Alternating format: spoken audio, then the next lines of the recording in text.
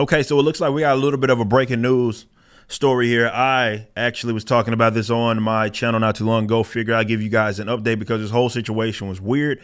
For you guys that don't know, there's some sort of internal struggle. There was, at least, with James O'Keefe, who we know as Project Veritas. Of course, not the case. They have a bunch of guys over there, but it looks like the board, per se, wanted him out of some sort. He was on some sort of a paid leave. And now it looks to be officialized that he is completely out of Project Veritas. Now, it was originally reported that he had read a resignation letter to his former team and board members at the headquarters. However, R.C. Maxwell, who you've maybe seen does reports with Project Veritas, he says that that's not an accurate report. He says he was removed from his position as CEO by the Project Veritas board. They are in charge now. So interesting enough, it looks like he is either out as the CEO or out of the company completely nonetheless. And it does seem to be there's some sort of involuntary means about this, meaning that this wasn't something that he wanted to happen.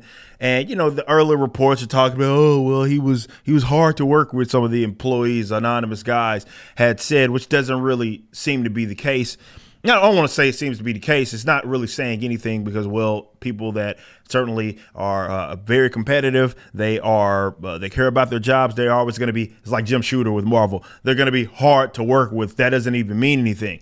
But to all accounts, as of me recording this video and as of the report that I did, I think it was last week, not report, but I was covering someone else's report.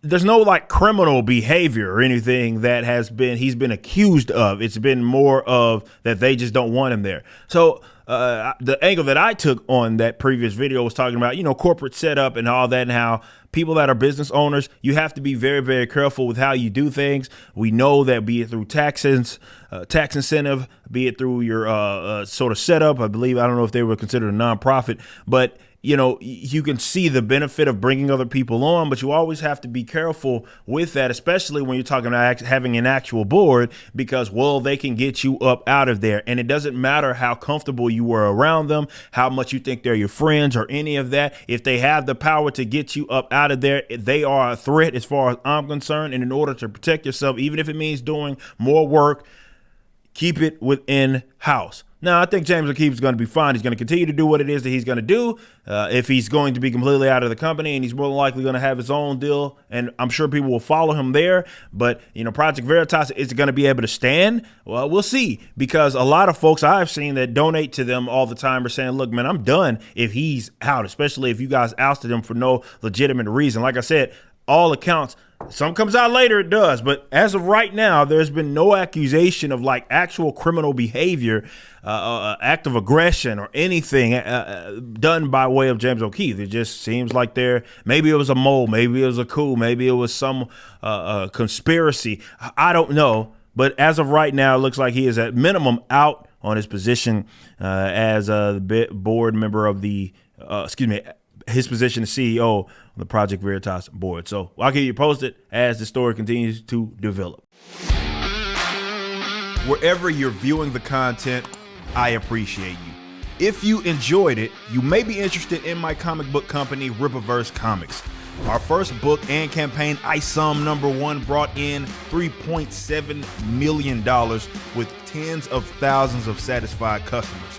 Visit Rippaverse.com to check out our store and stay up to date with the latest campaigns from one of the hottest new comic book companies. Also, my first big step towards a parallel economy was the development of my personal website, ericdjuly.com.